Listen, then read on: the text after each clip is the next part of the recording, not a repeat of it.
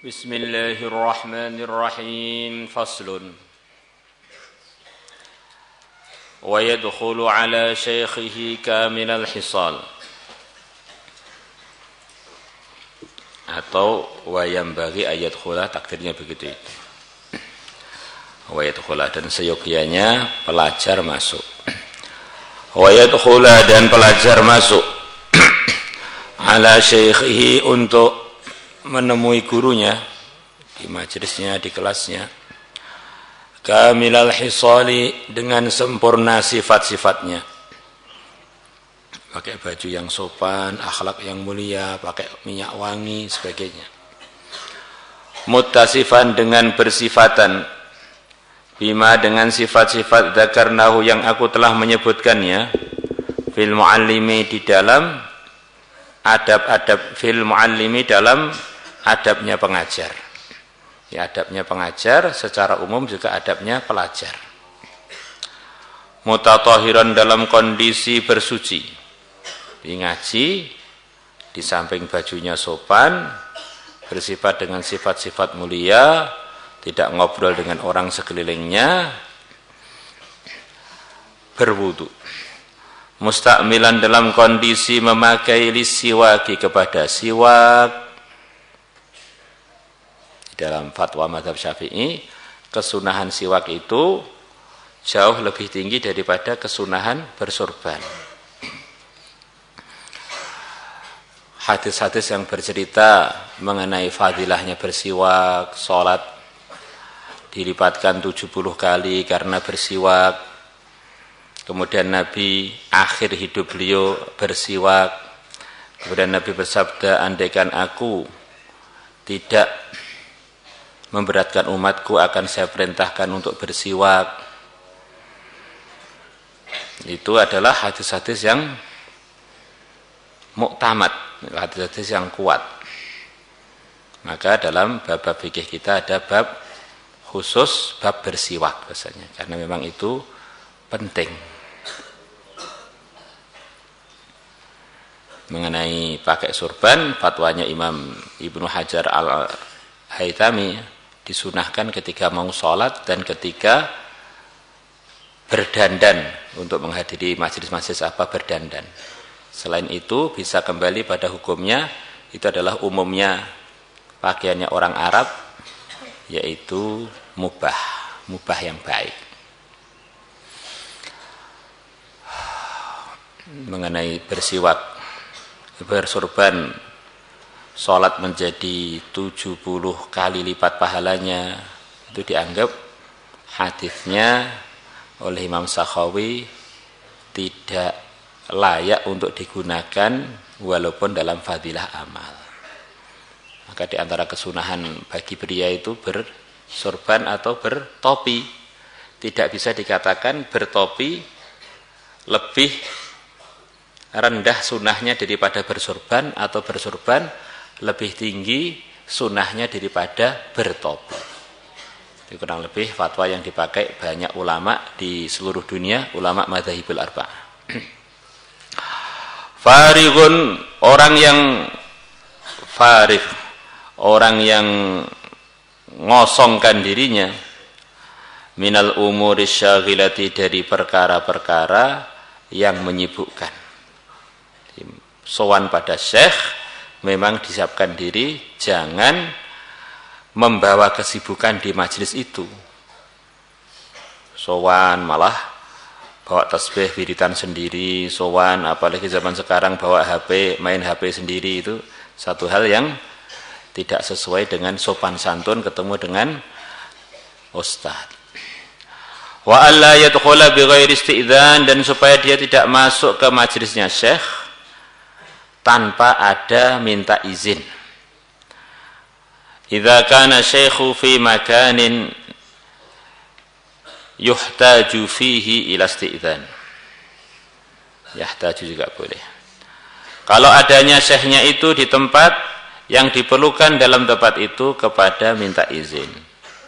Atau yahtaju yang dia perlu fihi dalam tempat itu ila isti'dzan kepada minta izin. Wa ayyusallima 'alal hadirin, dan supaya dia salam kepada para hadirin idza dakhala, ketika dia masuk di majelisnya syekh. Wa yakhussahu dunahum bitahiyyah, dan supaya dia mengkhususkan gurunya tanpa para hadirin dengan penghormatan khusus. Di salamnya akhirnya 2 kali minimalnya. Assalamualaikum warahmatullahi untuk para hadirin, kemudian salam khusus untuk gurunya. Ini arahannya Imam Nawawi. Beberapa ulama dari negeri Maghrib datang ke Temboro mudzakarah menurut versi sebagian bahasa Arab mengenai kalau mimnya assalamualaikum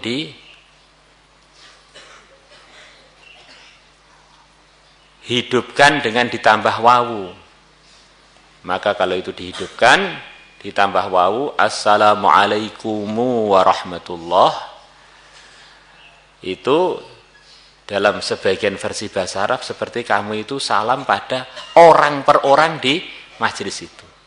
Maka kalau assalamualaikum warahmatullah sudah memasukkan gurunya pun dapat salam khusus. Mungkin itu satu versi di dalam pemahaman sebagian bahasa Arab. Wa ayyusallima alaihi wa alaihim idzan sarafa,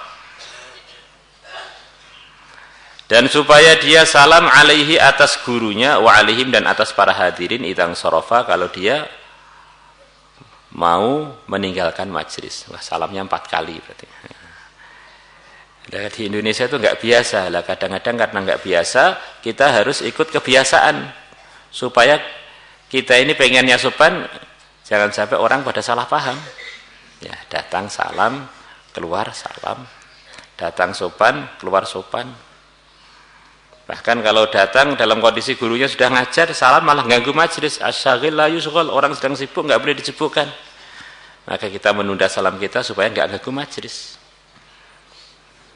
Itulah sepertinya yang munasib kalau kita hadir di majelisnya seorang syekh yang majelisnya sudah dimulai atau majelisnya sudah siap.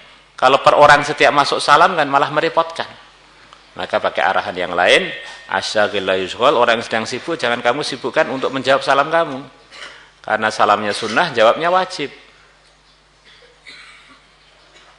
Ini saya terangkan begini, khawatir nanti santri menghadiri majelis di wabil khusus di kelas saya jadi mumet yang jawab terus ini. Nah, apalagi yang lambat-lambat itu, Masya Allah. Nah, kurang lebihnya pakai kaidah lain. Yang jelas jangan ada amalan yang enggak ada dalilnya.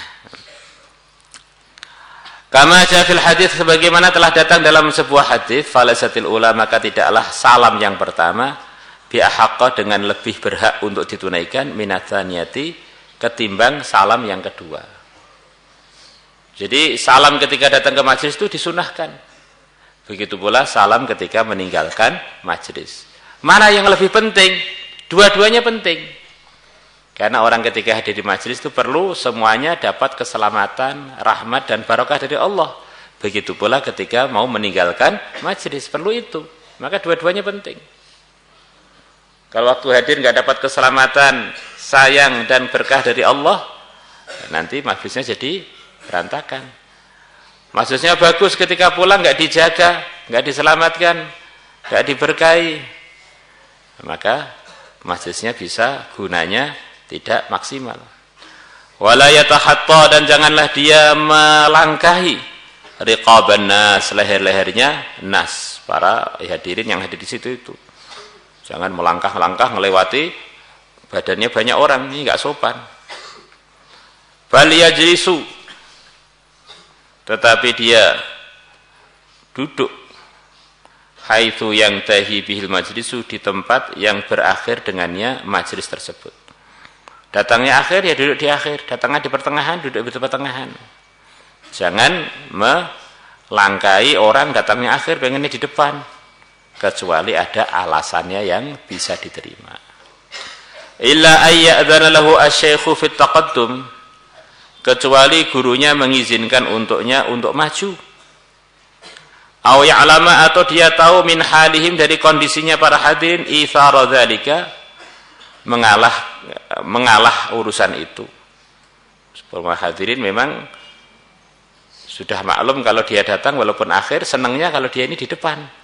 Mungkin dia ini bagian yang bisa memahami dengan baik, nanti akhirnya bisa mudzakarah dengan temannya lebih baik, maka orang ini walaupun terlambat suruh maju depan. Wala yuqima ahadan min mawdhihi, dan janganlah dia ini mendirikan seseorang pun dari tempat dia. Ini berdiri mau tak tempati. Nah, itu enggak boleh. Enggak sopan. Fa in atharahu ghairuhu, dan kalau ada selain dia mengalah untuk dia. Dia datang di majelis, ada orang ngalah, monggo ini tempati kamu, tempati aja, padahal sudah ditempati oleh dia. Lang yakbal, sebaiknya dia enggak usah nerima. Saran Imam Nawawi enggak usah diterima itu. Yaqtidaan bi Ibnu Umar, karena ngikut sahabat Ibnu Umar radhiyallahu anhu.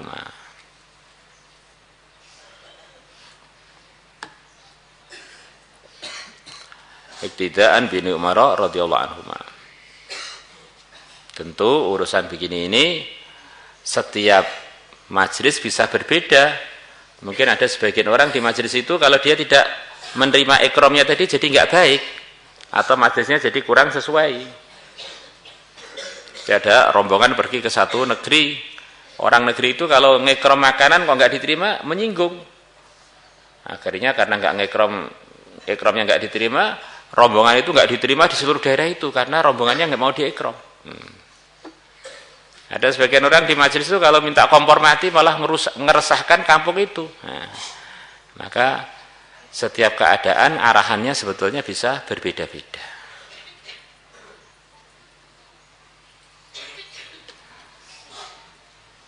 Illa ayyakuna fi taqdimihi maslahatul lil hadirin, kecuali adanya mengedepankan dia ada kebaikan untuk para hadirin. Maka kalau begitu itu supaya dia nerima di ikram untuk dimajukan walaupun dia datang akhiran.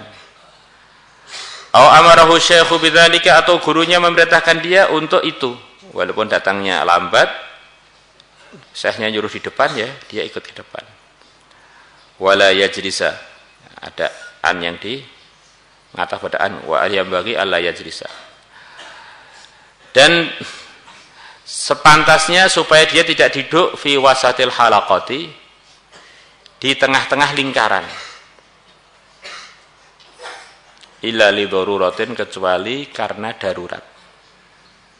Jadi di antara bentuknya majelis itu berbentuk halaqah, bentuk lingkaran. Jadi jangan sampai kita hadir di majelis langsung duduk di tengah. Ini kan jadi mengganggu suasana. Kecuali untuk satu hal yang darurat. Umpamanya dia suruh ke tengah untuk praktek wudu, praktek sholat, praktek doa, atau untuk membersihkan sesuatu apa, dia datang ke tengah untuk duduk sebentar untuk bersihkan apa. Jadi secara umum duduk di tengah halaqah majelis itu adalah satu hal yang tidak sesuai dengan kesopanan. Wala yajlisa, dan janganlah dia duduk baina sahibaini, antara dua teman. Ini si fulan dengan si fulan ini duduknya sudah selalu berdampingan umpamanya. Atau di majelis itu dua orang itu berdampingan, sedang sibuk ngomong, atau dua orang itu memang saling membantu dalam belajar. Atau sudah saling nyaman duduk berdampingan itu. Tiba-tiba kita duduk di tengahnya, maka itu satu hal yang tidak sopan. Bi ghairi idnihima, dengan tanpa seizin keduanya, kedua teman tadi. Wa in fasaha lahu qa'ada, kalau keduanya memberikan tempat untuk dia, maka supaya dia duduk. Wa dhamma nafsahu, dan dia menggabungkan dirinya di antara artinya wa dhamma nafsahu, dan dia supaya mengecilkan badannya. Kan tempat ini untuk 2 orang aslinya. Kemudian dilonggarkan biar cukup untuk 3 orang. Maka begitu dia masuk tengah, jangan terus tangannya dibuka begini atau gimana, akhirnya menjadikan 2 orang itu jadi nggak nyaman, karena dia masuk di antara celah keduanya aja sudah menyebabkan majelis jadi lebih sempit. Jangan sampai terus dia masuk nggak tahu diri, badannya semacam nggak tahu diri dikembangkan. Harus usaha wa dhamma nafsahu, dan supaya dia melipat dirinya, menggabungkan dirinya.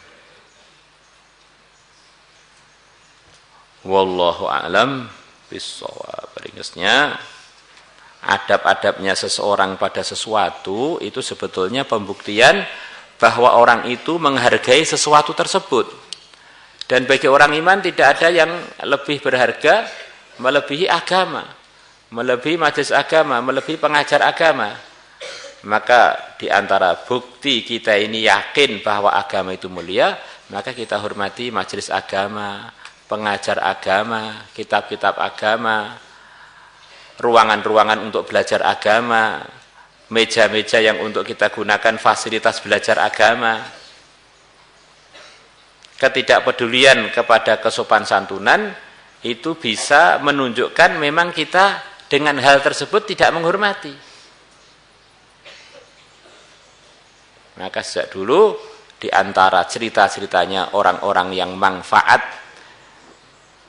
ilmunya digunakan Allah untuk macam-macam kebaikan, di antara manaqib mereka, cerita-cerita beliau-beliaunya adalah orang-orang yang sopan, orang-orang yang menjaga kesantunan di dalam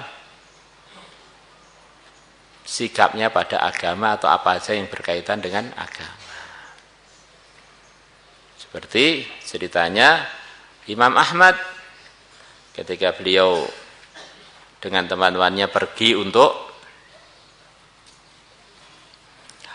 mandi bareng-bareng di tempat pemandian umum, tempat pemandian air hangat.